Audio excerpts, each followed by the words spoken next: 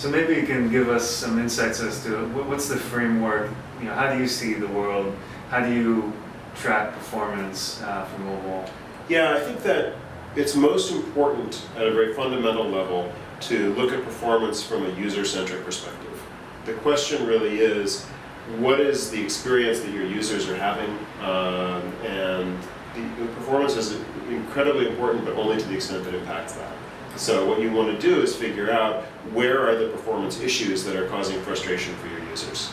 The users of a mobile app in particular, they're using this as an adjunct to the physical world. They're typically using it in very short periods of time. They want something quickly. It has to be responsive. It has to get them that something right away. If it doesn't, it'll become a source of frustration for them.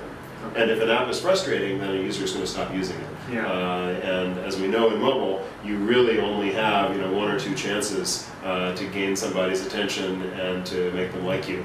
If they don't like that first experience they have, they're not going to come back for a second experience. So what you need to do is look at the users, from the user's point of view, what are potential sources of frustration there.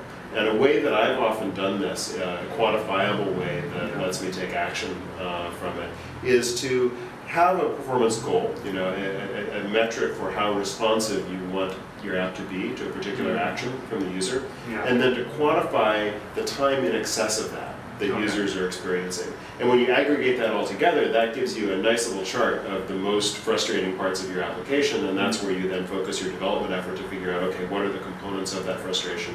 What is it that actually can be improved to make the user experience great?